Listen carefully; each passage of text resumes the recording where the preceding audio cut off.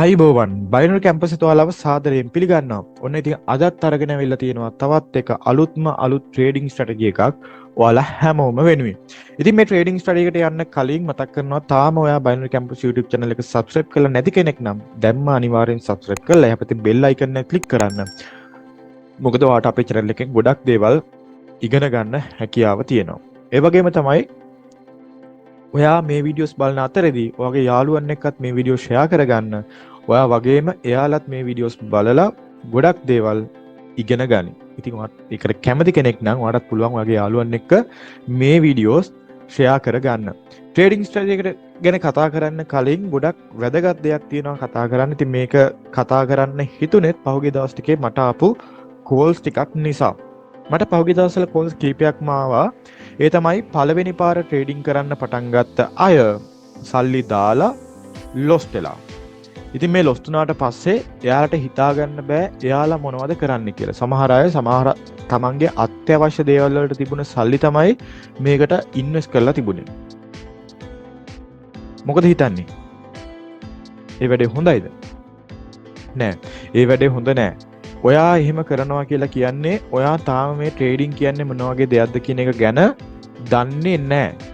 ඔයා දන්නවා නම් කවදාවත් ඔයාගේ මොනවා හරි දේවල් වලට තියෙන අත්‍යවශ්‍ය දේවල් වලට විශේෂයෙන් තියෙන සල්ලි කවදාවත් මේකට ඉන්වෙස්ට් කරන්නේ නැහැ. ඉතින් මේ වීඩියෝස් බලනවා අලුතෙන් ට්‍රේඩින් පටන් ගන්න හිතාගෙන ඉන්න අය, ඒ වගේම තමයි තාම ඩිමෝ එකේ ප්‍රැක්ටිස් කරගෙන යන අය, රියල් එකට සල්ලි දාපු නැති අය, සල්ලි දාන්න හිතාගෙන ඉන්න අය මේ හැම අයම මේ වීඩියෝස් බලනවා.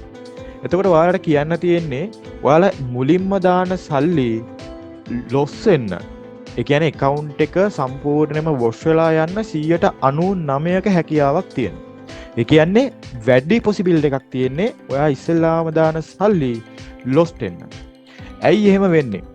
trading කියන දේදී ඔයාට මේ trading strategy එකට වඩා තව ගොඩාක් දේවල් තියෙනවා ඉගෙන ගන්න සහ ඔයාගේ ඔළුව ඇතුළට දාගන්න.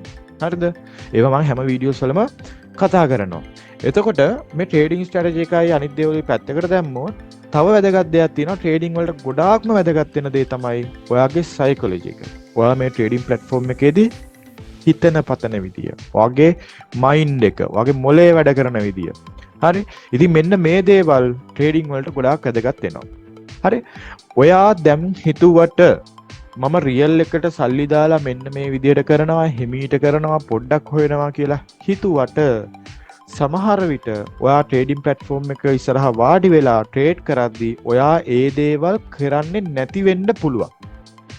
ඒ තමයි හැටි. මොකද අපි හැමෝම මිනිස්සු කියන අය හැමෝම කැමති සල්ලි වලට. නේද? ට්‍රේඩින් කරන්නෙත් අපි සල්ලි හොයන්නනේ. අපි හැමෝම කැමති සල්ලි වලට.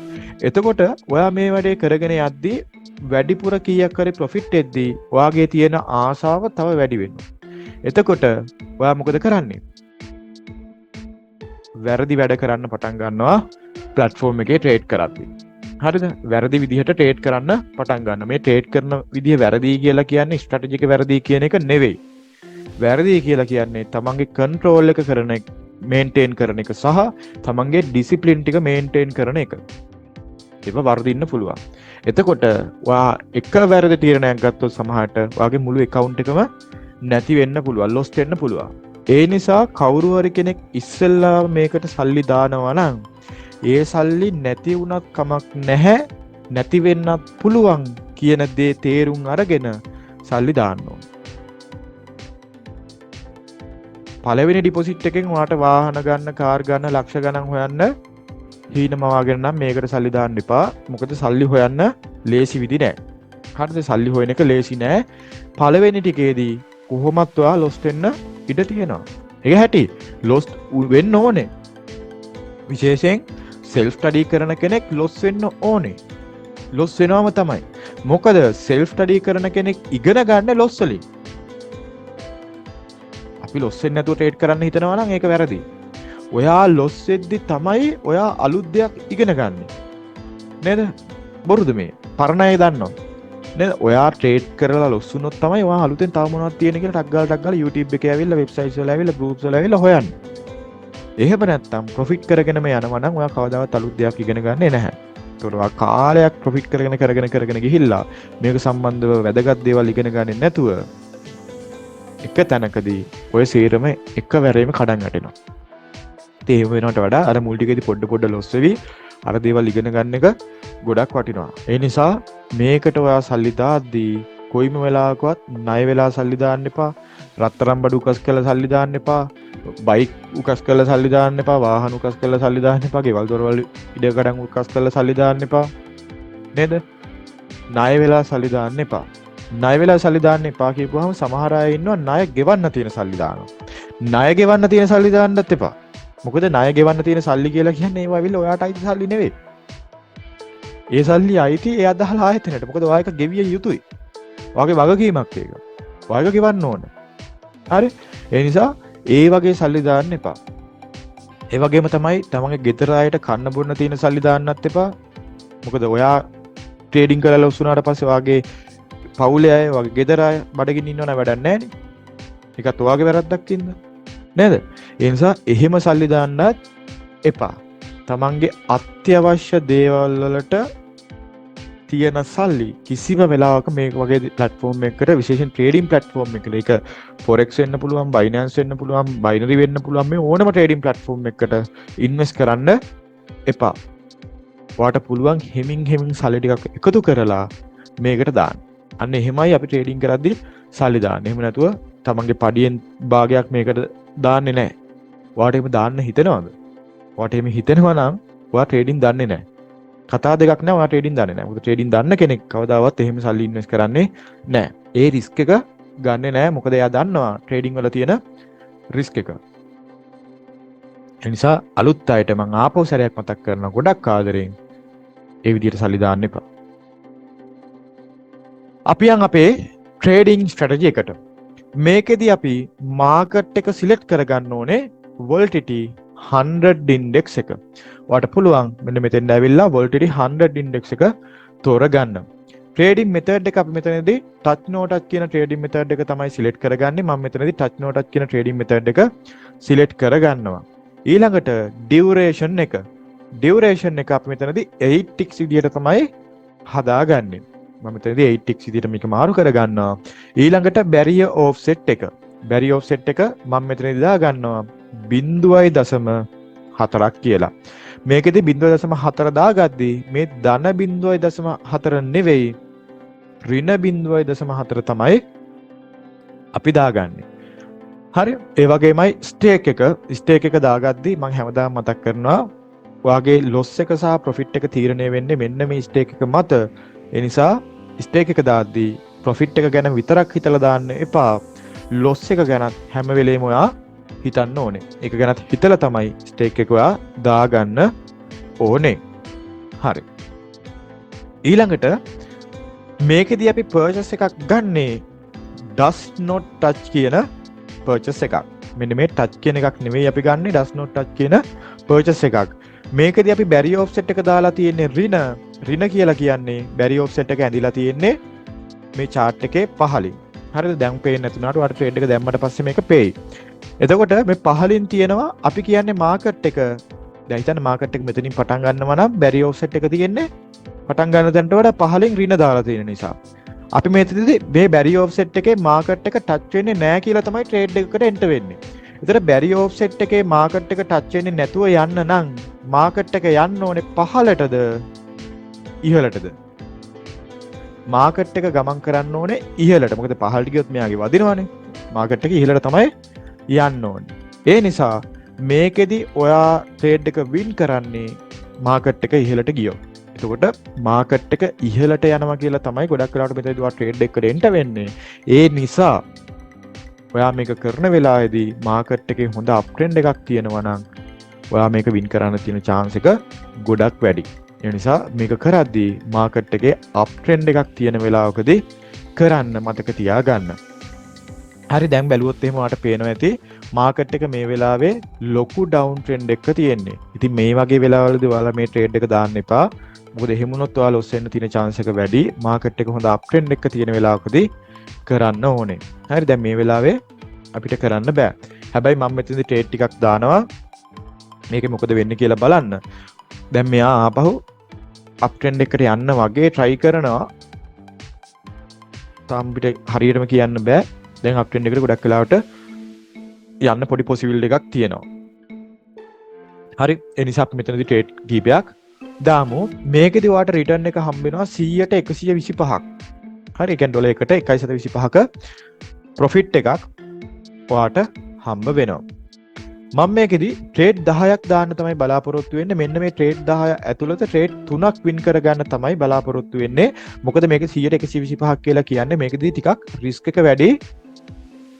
ඒ නිසා මට මේකෙදි අර අනිත් අපි රයිස් ඇන්ඩ් ෆෝල් කරනවා වගේ එතකොට ඕවර් අන්ඩර් කරනවා වගේ වැඩි ට්‍රේඩ් ප්‍රමාණයක් වින් කරගන්න බෑ. මොකද ඔයා දන්නවා ප්‍රොෆිට් එක වැඩි වෙන්න රිස්ක් එක වැඩි වෙනවා. වින් ඇකියුරේට් එක අඩු වෙනවා. ඒ නිසා මම මෙතන ට්‍රේඩ් 10කින් 3ක් වගේ තමයි වින් කරන්න බලාපොරොත්තු වෙන්නේ. මේ ට්‍රේඩ් 10න් 3ක් වින් කරලා මම බලාපොරොත්තු වෙනවා ඩොලර් 17.76ක ප්‍රොෆිට් එකක් ගන්න. අපි බලමු මට මේ ටාගට් එක ඇචීව් කරගන්න පුළුවන් වේද කියලා.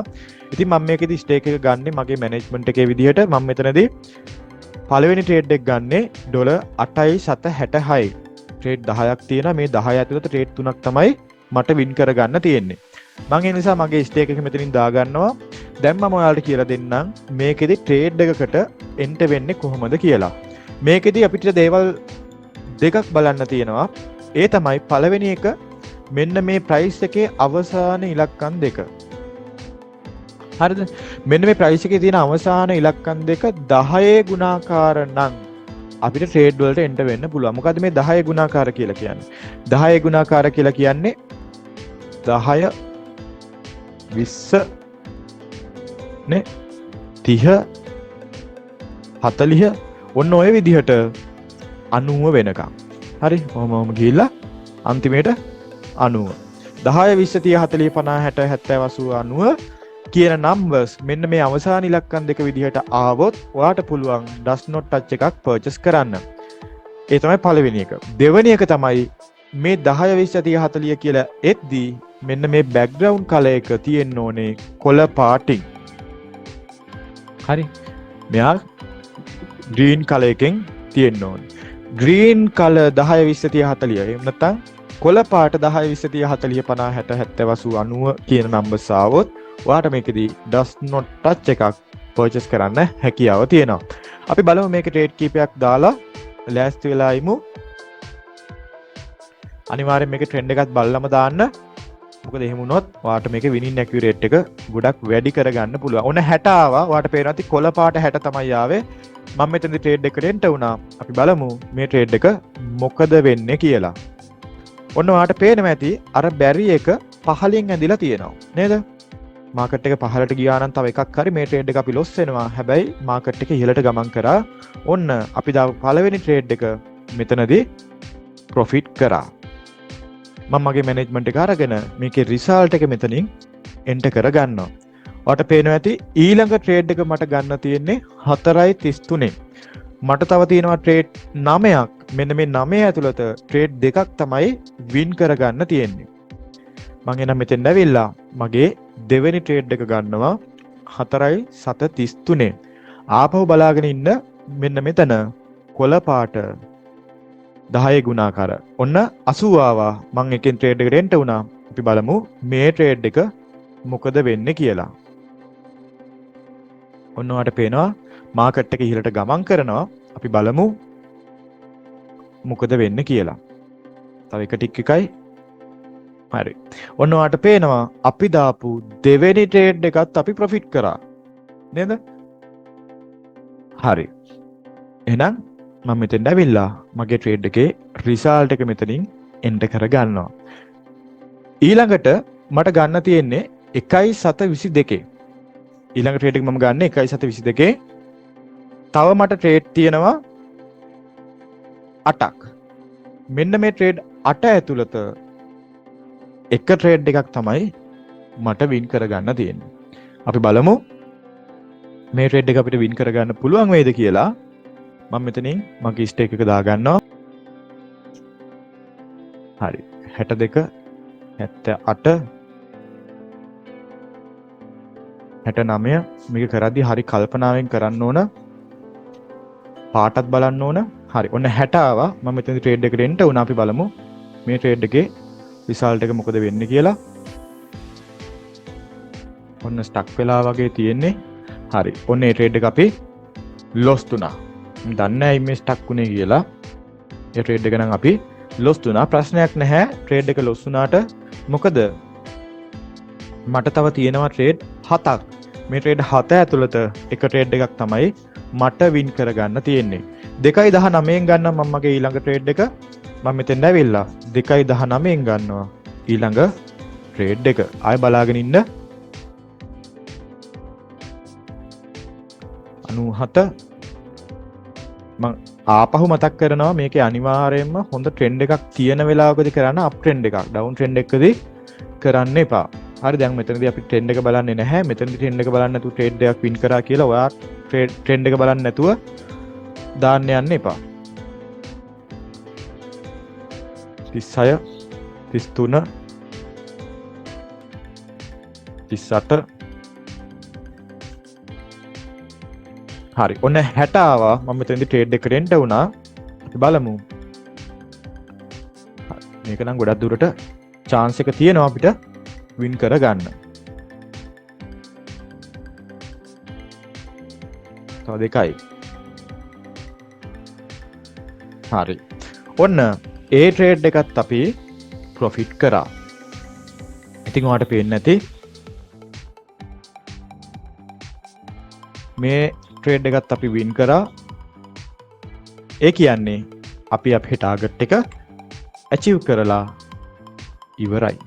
හරි ඉතින් මං කිව්වා මේක හයි රිස්ක් එකක් තියෙන ට්‍රේඩින් මෙතඩ් එකක් කියලා. හැබැයි ඔයාලට පේනවා ඇති ට්‍රේඩ් 4ක් ඇතුළත අපි අපේ ටාගට් එක එහෙම නැත්නම් අපි අපේ සෙෂන් ටාගට් එක ඇචීව් කරලා ඉවරයි. හරි. ඉතින් මෙන්න මේ විදිහට මේ ස්ට්‍රැටජි එක කරලා බලන්න. හරි අවධානයෙන් මේ ට්‍රේඩින් ස්ට්‍රැටජි එක කරද්දී වා කරන්න ඕනේ. අර නම්බර් එක විතරක් නෙමෙයි කල එකත් බලන්න තියෙන හින්දා ওই දෙක පැටලෙන්න පුළුවන්. ඒ වගේම තමයි ටච් එකට නෝ ටච් පර්චේස් කරන්නත් එපා. නෝ ටච් එකට ටච් එක පර්චේස් කරන්නත් එපා. කියන්නේ බටන් එක මාරු කරගන්න එපා. හරි. අපි මේකෙදි නෝ ටච් විතරයි පර්චේස් කරන්නේ. සහ මේකෙදි තව වැදගත් දෙයක් තියෙනවා. ඒ තමයි ට්‍රෙන්ඩ් එක බලන්න ඕනේ. අප් ට්‍රෙන්ඩ් එක නම් තියෙන්නේ මාකට් එක. ඒ වෙලාවේ වාට හොඳ ඇකියුරේට් එකක් ගන්න පුළුවන්. අපි බලමු අප් ට්‍රෙන්ඩ් එකද තිබිලා තියෙන්නේ කියලා මාකට් එකේ. හරිනේ නේද? මේ වෙලාවේ මාකට් එකේ තිබිලා තියෙන අප් ට්‍රෙන්ඩ් එක අපි බැලුවේ නැති වුණාට අප් ට්‍රෙන්ඩ් එකක් තමයි තිබිලා තියෙන්නේ. නේද? මේ අපිට මෙතනින් තමයි ට්‍රේඩ් කරන්න පටන් ගත්තේ. ඩවුන් ට්‍රෙන්ඩ් එකකුත් අපිට හම්බෙලා තියෙනවා. හැබැයි අපි ඕවරෝල් ගත්තාම අප් ට්‍රෙන්ඩ් එකක් තිබිලා තියෙනවා. හරි. ඒ නිසා ට්‍රෙන්ඩ් එක අනිවාර්යෙන් වැදගත්. මම හිතනවා මේ ස්ට්‍රැටජි එක ඔයාලට තේරෙන්නේ නැති කියලා. ඉතින් මේ ට්‍රේඩින් ස්ට්‍රැටජි එක හොඳයි නම් අනිවාර්යෙන් වීඩියෝ එකට ලයික් එකක් දාලා කමෙන්ට් එකකුත් දාලා යන්න. මොකද ඔයාලගේ කමෙන්ට්ස් වලින් තමයි අපි මේ වැඩේ ලස්සනට කරන්න අපිව මොටිවේට් වෙන්නේ. ඒ වගේම තමයි මේ වීඩියෝ එක බලලා ඉවර වෙලා අපේ channel එකේ අනිත් වීඩියෝස් උත් බලන්න. ඔයාලට ඉගෙන ගන්න ගොඩක් දේවල් ඇති කියන විශ්වාසය මට තියෙන නිසා අනිවාර්යෙන් මේක බලලා අනිත් වීඩියෝස් ටිකත් බලන්න. මතක් කරලා ඔයාගේ හොඳම යාළුවටත් මේ වීඩියෝ එක ෂෙයා කරන්න. එහෙනම් අදට ඔයාලට අරගෙන ආපු වීඩියෝ එක අපි මෙතනින් ඉවර කරනවා. ඔයාගේ ට්‍රේඩින් වැඩ කටයුතු හැම දෙයකටම good luck. All the best.